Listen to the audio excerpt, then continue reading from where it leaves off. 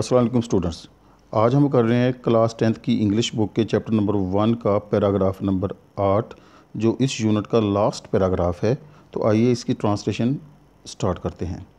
अल्लाह से रसूल सल्लल्लाहु अलैहि वसल्लम, अल्लाह के रसूल सल्लल्लाहु अलैहि वसल्लम ने प्रूव्ड साबित किया, बाय हिज ओन एग्ज़ाम्पल अपनी ज़ाती मिसाल से, दैट के नो वन कोई भी नहीं, नो वन कोई भी नहीं, कुड बी हो सकता, कुड बी ये पास्ट है, कुड बी हो सकता था, मोर ज़्यादा फिर्म मजबूत या सख्त, फॉर जस्टिस इंसाफ के लिए, देन हिम उनसे बढ़कर या उनकी निस्बत। तो इसकी सारी ट्रांसलेशन क्या हुई? अल्लाह रसूल सल्लल्लाहु अलैहि वसल्लम proved by his own example that no one could be more firm for justice than him. अल्लाह के रसूल सल्लल्लाहु अलैहि वसल्लम ने अपनी ज़ाती मिसाल से साबित किया कि कोई भी इंसाफ के मामले में उनसे ज़्यादा सख्त नहीं हो सकता। इवन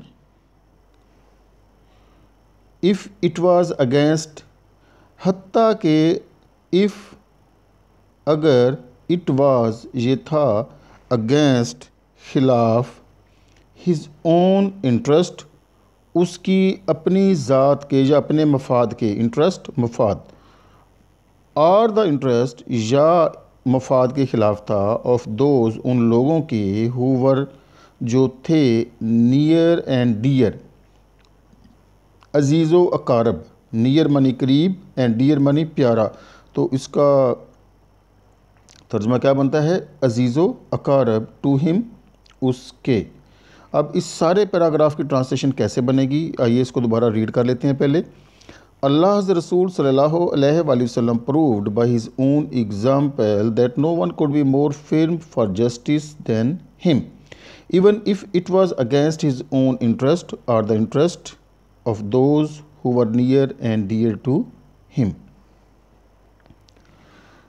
अल्लाह के रसूल सल्लल्लाहु अलैहि वसल्लम ने अपनी ज़ाती मिसाल से साबित किया कि कोई भी इंसाफ के मामले में उनसे ज़्यादा सख्त नहीं हो सकता, हत्ता कि अगरचे ये उसके ज़ाती मफाद या उसके अजीज़ो अकारब के मफाद के ख़िलाफ़ ही क्यों ना हो। ही डिसाइडेड, आप सल्लल्लाहु अलैहि वसल्लम ने फ़ैसला फरमाया, एवरी केस हर मुकदमे का, ब्रॉट टू हिम जो उनके सामने लाया गया। आप सल्लल्लाहु अलैहि वसल्लम ने हर उस मुकदमे का फ़ैसला फरमाया जो उनके सामने लाया गया, बाय फ्रेंड दोस्त की तरफ से, और फू या दुश्मन की तरफ से, विद जस्टिस इंसाफ के साथ। आप सल्लल्लाहु अलैहि वसल्लम ने हर उस मुकदमे का फ़ैसला जो उनके दोस्त या दुश्मन की तरफ से उनके सामने लाया गया, इंसाफ के साथ फरमाया, विदाउट फियर और फेवर के बगैर। विदाउट क्या होता है बच्चों? के बगैर, फियर खौफ और फेवर या हमायत। तो इसका सारा तर्जुमा हम करते हैं। आप सल्लल्लाहु अलैहि वसल्लम ने उनके सामने दोस्त या दुश्मन की तरफ से लाए गए हर मुकदमे का फ़ैसला जानबदारी के खौफ के बग़ैर इंसाफ से किया। आप यूँ करें कि खौफ और जानबदारी के बग़ैर, जानबदारी का खौफ ना करें। ट्रांसलेशन इसकी ये थोड़ा सा लिखने में गलती हो गई है, तो इसको लिखना है आपने, हर मुकदमे का फ़ैसला जानबदारी और खौफ, ये के बजाय जहाँ पर और लिखें, और खौफ के बगैर इंसाफ से किया। होप आपको स्टूडेंट्स इसकी समझ आई होगी कि क्यों मैंने ऐसे किया है। क्योंकि यहाँ पर आप देखें कि फियर और फेवर दो सेपरेट हैं, और यानी कंजक्शन के साथ इनको सेपरेट किया हुआ है, तो इनके मीनिंग्स भी हम सेपरेट ही करेंगे। फियर और फेवर यानी खौफ या हिमायत के बगैर किया। अ पर्सन एक ऐसा शख्स या एक शख्स ऑफ सच मैग्नीट्यूड, इस अज़मत वाला, इस अहमियत वाला। मैग्नीट्यूड क्या होता है स्टूडेंट्स? अहमियत, importance. A person of such magnitude, इस अज़मत और अहमियत वाला इंसान ट्रांसेंड्स, निकल जाता है, अबूर कर जाता है, मावरा हो जाता है, द बैरियर्स, रुकावटों से, ऑफ टाइम, वक्त की, एंड स्पेस, और जगह की। इस अहमियत और अज़मत वाला इंसान ज़मानो मकान, टाइम एंड स्पेस, इसकी ट्रांसलेशन मैंने स्टूडेंट्स क्या की है? ज़मानो मकान। तो इस अज़मत और अहमियत वाला इंसान ज़मानो मकान के बैरियर्स, रुकावटों को अबूर कर जाता है, उनसे मावरा हो जाता है। ऐसी अहमियत का हामिल शख्स वक्त और जगह यानी ज़मानो मकान की हर रुकावट को अबूर कर जाता है या मावरा हो जाता है। पीपल ऑफ ऑल एजेस, हर ज़माने के लोग या तमाम ज़मानों के लोग। एजिस, ज़माने, एज का लफ्ज़ी मानी होता है उम्र, लेकिन यहाँ पर इसका मतलब है ज़माने। हर ज़माने का इंसान या तमाम ज़मानों के लोग कैन फाइंड, हासिल कर सकते हैं या पा सकते हैं, समथिंग, कुछ, इन हिज़ लाइफ, उसकी हयात मुबारका से। उसकी, हिज़ का मतलब कौन है? आप सल्लल्लाहु अलैहि वसल्लम, आपकी हयात मुबारका से पा सकते हैं। टू प्रोवाइड, मुहैया करने के लिए, देम, खुद को यानी उनको, जो लोग उनसे पाना चाहते हैं उनको, विद गाइडेंस। असल में ये जो देम है ये इन पीपल का ऑब्जेक्टिव केस है। पीपल यहाँ पर सब्जेक्टिव केस है, थर्ड पर्सन सिंगुलर है, और इसका objective case third person, people plural है ना चूँकि, तो पीपल थर्ड पर्सन प्लूरल है, इसका ऑब्जेक्टिव केस यहाँ पर लगा है देम। विद गाइडेंस, रहनुमाई, इन देयर वेरियस, मुख्तलफ़ किस्म के फील्ड्स ऑफ एक्टिविटी, सरगर्मी के शोबे। फील्ड्स ऑफ एक्टिविटी, सरगर्मी के शोबे। अब इसकी सारी ट्रांसलेशन क्या होगी? हर दौर के लोग, पीपल ऑफ ऑल एजेस, हर दौर के लोग आपकी हयात मुबारका से अपने मुख्तलिफ़ शोबों की सरगर्मियों को रहनुमाई से आरास्ता करने के लिए कुछ ना कुछ हासिल कर सकते हैं।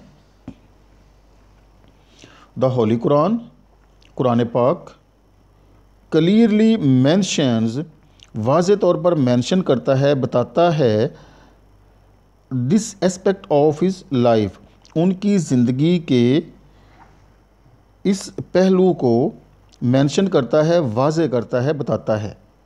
कैसे बताता है? इंडीड, बेशक, इन द रसूल ऑफ अल्लाह सल्लल्लाहु अलैहि वसल्लम, मोहम्मद सल्लल्लाहु अलैहि वसल्लम, you have a good example, तुम्हारे लिए अच्छी मिसाल है, टू फॉलो, पैरवी करने के लिए, फॉर हिम, उसकी, हु होप्स, जो होप रखता है, उम्मीद रखता है, फॉर द मीटिंग विद अल्लाह, अल्लाह से मुलाकात की, एंड द लास्ट डे, और आखिरी दिन यानी रोज़े क़यामत पर वो यकीन रखता है, एंड रिमेंबर्स अल्लाह मच, और अल्लाह को बहुत ज़्यादा वो याद रखता है। तो इसकी पूरी ट्रांसलेशन क्या है? कुरान पाक आप सल्लल्लाहु अलैहि वसल्लम की हयात मुबारका के इस पहलू को वाज़े तौर पर निशानदेही फरमाता है। इस पहलू की, यहाँ पर की आना है, इस पहलू की वाज़े तौर पर निशानदेही फरमाता है। कैसे निशानदेही फरमाता है? बेशक अल्लाह के रसूल सल्लल्लाहु अलैहि वसल्लम की सीरत में उस शख्स के लिए बेहतरीन मिसाल है जो अल्लाह से मुलाकात की उम्मीद रखता है और रोज़े आखिरत पर यकीन रखता है और अल्लाह का कसरत से ज़िक्र करता है। तो स्टूडेंट्स, ये थी इसकी ट्रांसलेशन। अब हम जल्दी से इसके नेक्स्ट पोर्शन वर्ड मीनिंग्स की तरफ मूव करते हैं। प्रूव्ड साबित किया, फिर्म मजबूत, जस्टिस इंसाफ, अगेंस्ट खिलाफ, इंटरेस्ट मफाद, नियर एंड डियर अजीज़ो अकारब, डिसाइडेड फैसला फरमाया, केस मुकदमा, ब्रॉट लाया, फूड दुश्मन, फियर खौफ, मैग्नीट्यूड अहमियत, रिवेंज बदला, वर्ड दुनिया, ट्रांसेंड अबूर करना, बैरियर्स रुकावटें, एजिस ज़माने, प्रोवाइड मुहैया करना, गाइडेंस रहनुमाई, वेरियस कई सारे, एक्टिविटी सरगर्मी, क्लियरली वाज़े, मेंशन निशानदही करना, एस्पेक्ट पहलू, इंडीड बिलाशुबा, फॉलो पैरवी करना, होप उम्मीद, लास्ट डे रोज़े क़यामत, रिमेंबर याद करना या ज़िक्र करना, और मच ज़्यादा। सो अब हम मूव करते हैं स्टूडेंट्स अपने वर्ड मीनिंग्स के पोर्शन के बाद इसकी ग्रामेटिकल एक्सप्लेनेशन की तरफ। तो ग्रामेटिकल एक्सप्लेनेशन बहुत ही इम्पॉर्टेंट पार्ट है हमारे लेक्चर का, और इसको आपने बगौर सुना करना है और इसको अच्छी तरह से याद करना है और समझना है। ये याद करने वाली चीज़ें नहीं है, समझने वाली हैं। सॉरी, इसमें कई सारे आपको ग्रामेटिकल जो टर्म्स हैं या अल्फाज हैं वो ऐसे मिलेंगे कि एक जगह पर वो एक वैल्यू रखते हैं तो दूसरे लेक्चर में या दूसरी जगह पर उसकी वैल्यू और है। तो इसलिए मैं कहता हूँ कि ये याद करने वाली चीज़ नहीं, ये समझने वाली है। और जहाँ आपको समझना है आप मुझे इसी वीडियो के नीचे जो कमेंट सेक्शन है उसमें कमेंट करके भी क्वेश्चन पूछ सकते हैं और व्हाट्सएप नंबर पर भी मुझे से क्वेश्चन आप कर सकते हैं। So let's start our grammatical explanation. अल्लाह के इसमें इसको मैंने सर्कल किया हुआ है हिस्से को, ये है अपोस्ट्रोफे। और अपोस्ट्रोफे क्यों यूज़ होता है? ये पोसेशन को शो करता है, मलकियत को। अल्लाह की का की के उर्दू में मलकियत को शो करते हैं और इंग्लिश में ये अपोस्ट्रोफे ये शो करता है, या फार वगैरह जो प्रेपोजिशन है वो भी अपोस्ट्रोफे के लिए ही इस्तेमाल होती है। नेक्स्ट है रसूल, ये नाउन है और कौन सा नाउन है? प्रॉपर नाउन है। प्रूव्ड वर्ब है, बाई प्रेपोजिशन है, हिज प्रोनाउन है। और ये कौन सा प्रोनाउन है स्टूडेंट्स? थर्ड पर्सन सिंगुलर का पोसेसिव केस है। ऑन एडजेक्टिव है, यहाँ पर इस पर्टिकुलर सेंटेंस में ये बतौर एडजेक्टिव यूज़ हुआ है। ऑन कहाँ पर है मैं देख लूँ, ये वाला हिज ओन एग्जाम्पल, जहाँ पर ये बतौर एडजेक्टिव इस्तेमाल हुआ। क्यों एडजेक्टिव कहते हैं हम इसको? एडजेक्टिव की ये खसूसियत होती है कि ये क्वालिफाई करता है नाउन को। इसके बाद एक नाउन का आना लाजमी है, इससे पहले या इसके बाद में, मोस्टली बाद में आता है। तो देखें बाद में एग्जांपल आ गई, ये नाउन है तो इसलिए इससे पहले आने वाला जो लफ्ज़ है वो एडजेक्टिव है। सो यहाँ पर ये एडजेक्टिव के तौर पर इस्तेमाल हुआ है, लेकिन ये सम टाइम प्रोनाउन के तौर पर भी इस्तेमाल होता है और वर्ब के तौर पर भी इस्तेमाल होता है। कहीं अगर आया तो मैं आपको बता दूंगा कि ये कैसे वर्ब के तौर पर इस्तेमाल होता है। सो छोटी सी मिसाल आपको यहाँ पर दे देता हूँ। He owned, he OWNED, owned this book. तो अब यहाँ पर देखिए जो ओन है ये सेकंड फॉर्म के तौर पर यूज़ हुआ है, तो ये वर्ब है। तो ये ओन जो है यहाँ पर एडजेक्टिव के तौर पर इस्तेमाल हुआ है, प्रोनाउन भी है और ये वर्ब भी है। एग्जाम्पल नाउन है, दैट प्रोनाउन है, और ये कौन सा प्रोनाउन है? ये रिलेटिव प्रोनाउन भी है और डेमोन्स्ट्रेटिव प्रोनाउन भी है। नो वन ये भी प्रोनाउन है और ये ज़ीरो आउट ऑफ मैनी की सेंस वाला है। Could modal verb, be verb, the father of all verbs, मैं कहा करता हूँ बी को the father of sorry students, the father of all verbs, be जो है। मोर ये एडवर्ब है और ये एडजेक्टिव भी है। टाइम कम है वरना मैं आपको ये समझा देता कि ये कैसे एडवर्ब है और कैसे एडजेक्टिव है। फिर adjective, for preposition, justice noun abstract है, और देन कंजक्शन है, और हिम प्रोनाउन है, objective case third person singular का ऑब्जेक्टिव केस। सो कंप्लीट हुआ हमारा लेसन स्टूडेंट्स। हमने ग्रामेटिकल एक्सप्लेनेशन भी की, वर्ड मीनिंग्स की है, ट्रांसलेशन भी की। और अगर आपने मेरा ये चैनल अभी सब्सक्राइब नहीं किया है तो इसे सब्सक्राइब करें ताकि आपके पास मेरी फ़्रेश वीडियोस पहुंचती रहें। बहुत बहुत शुक्रिया। अल्लाह हाफ़िज़।